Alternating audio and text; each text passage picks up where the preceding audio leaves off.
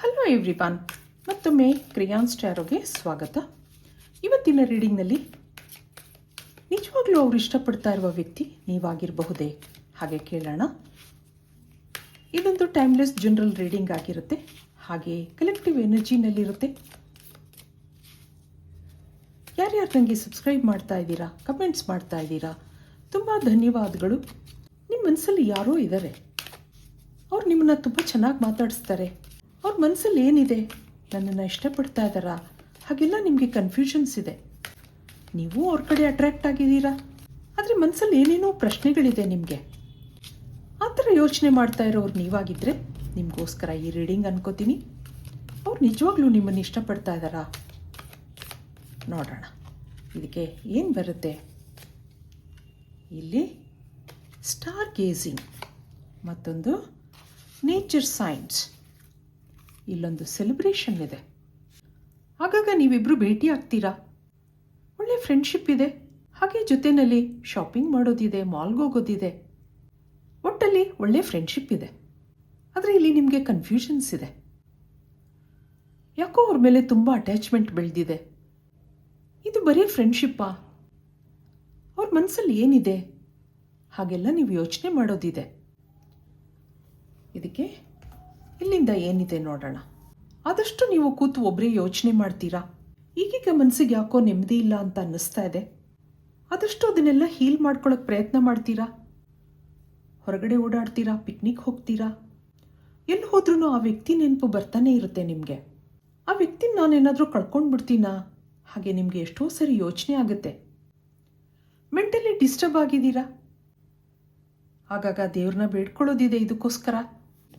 ಇಲ್ಲಿಂದ ಒಂದು ಕಾರ್ಡ್ ನೋಡೋಣ.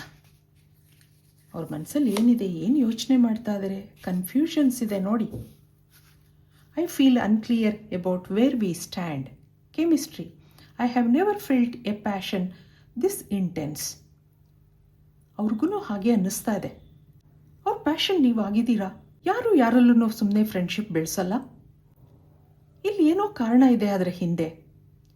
ಇಬ್ರಿಗೂ ಒಳ್ಳೆ ಕೆಮಿಸ್ಟ್ರಿ ಇದೆ, ಅವ್ರಿಗೂ ಇಂಟೆನ್ಸ್ ಫೀಲಿಂಗ್ಸ್ ಇದೆ ನಿಮ್ಮ ಮೇಲೆ. ಇಲ್ಲಿ ಕನ್ಫ್ಯೂಷನ್ಸು ಇದೆ. ಹಾಗೆ ಎಷ್ಟೋ ಸರಿ ಈ ಫ್ರೆಂಡ್ಶಿಪ್ಗೆ ಅರ್ಥ ಹುಡ್ಕೋದಿದೆ. ಅವರು ಇಷ್ಟೊಂದು ಅಟ್ಯಾಚ್ಮೆಂಟ್, ಆತ್ಮೀಯತೆ ಯಾಕೆ ಹಾಗೆ ಯೋಚನೆ ಮಾಡೋದಿದೆ. ಅವರು ನೀವು ಹೇಗೆ ಕನ್ಫ್ಯೂಷನಲ್ಲಿದ್ದೀರೋ ಹಾಗೆ ಅವ್ರಿಗೂ ಅನ್ನಿಸ್ತಾ ಇದೆ. ಇದಕ್ಕೆ ಟ್ಯಾರೋ ಕಾರ್ಡ್ಸಿಂದ ಏನು ಬರುತ್ತೆ ನೋಡೋಣ. ಇದು ನಿಮ್ಮ ಎನರ್ಜಿ ಆಗಿರುತ್ತೆ. ಸ್ಟ್ರೆಂತ್ ಕಾರ್ಡ್, ಮತ್ತೊಂದು 2 ಆಫ್ ಆಟಮ್, ಮತ್ತೊಂದು 2 ಆಫ್ ವಿಂಟರ್. ಇಲ್ಲೊಂದು ಬ್ಯಾಲೆನ್ಸ್ ಬರ್ತಾ ಇದೆ ನೋಡಿ. ಇಲ್ಲಿ 7 of winter. Running away from the truth. ಈ ಒಂದು ಫ್ರೆಂಡ್ಶಿಪ್ಗೆ ಕ್ಲಾರಿಟಿ ಹುಡುಕ್ತಾ ಇದ್ದೀರಾ ನೀವು. ನಿಜ ಏನು ಅಂತ ತಿಳ್ಕೋಬೇಕು ಅನ್ನೋ ಮನಸ್ಸಿದೆ ನಿಮಗೆ. ಹಾಗೆ ಈ ಪರ್ಸನ್ನಿಂದ ದೂರ ಓಡೋಕ್ಕೆ ನಿಮ್ಗೆ ಇಷ್ಟ ಇಲ್ಲ. ಮನಸ್ಸು ಏನೋ ಸುಂದರ ಭಾವನೆಗಳಲ್ಲಿ ಸಿಕ್ಕಾಕೊಂಡಿದೆ. ಅದಕ್ಕೆ ಭಾಷೆ ಇಲ್ಲ, ಏನು ಹೇಳ್ಕೋಬೇಕು ಅಂತ ಗೊತ್ತಾಗ್ತಾ ಇಲ್ಲ ನಿಮಗೆ.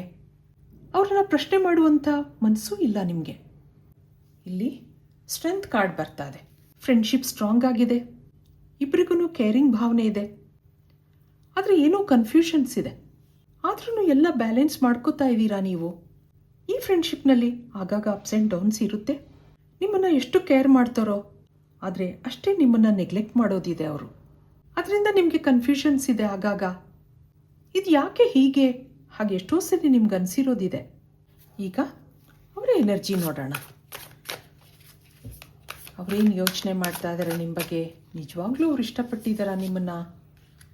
ಹಾಗೆ ನೋಡಿದಾಗ 7 ಆಫ್ ವ್ಯಾಂಡ್ಸ್ ಇದೆ, ಹಾಗೆ 8 ಆಫ್ ಕಪ್ಸ್ ಇದೆ.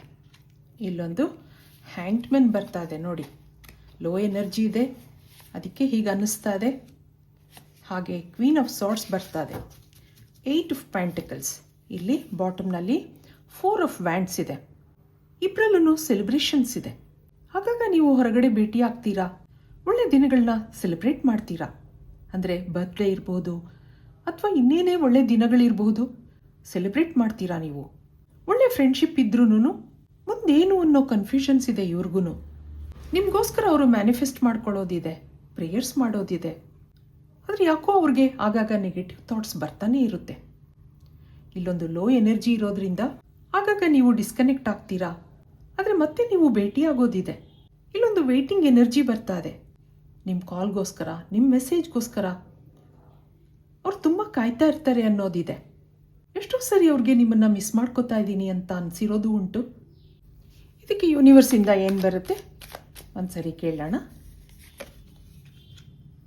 ದಿ ಮೈಸರ್ ಬರ್ತಾ ಇದೆ, ಮತ್ತೊಂದು ಟ್ರಾವ್ಲಿಂಗ್, ಹಾಗೆ ಕಾನ್ಷಿಯಸ್ನೆಸ್ ಇದೆ, ಮತ್ತೊಂದು ನಥಿಂಗ್ನೆಸ್, ಇಲ್ಲೊಂದು ಲೆಟ್ಟಿಂಗ್ ಗೋ ಬರ್ತಾ ಇದೆ, ಇಲ್ಲಿ ದಿ ರೆಬೆಲ್ ಬರ್ತಾ ಇದೆ.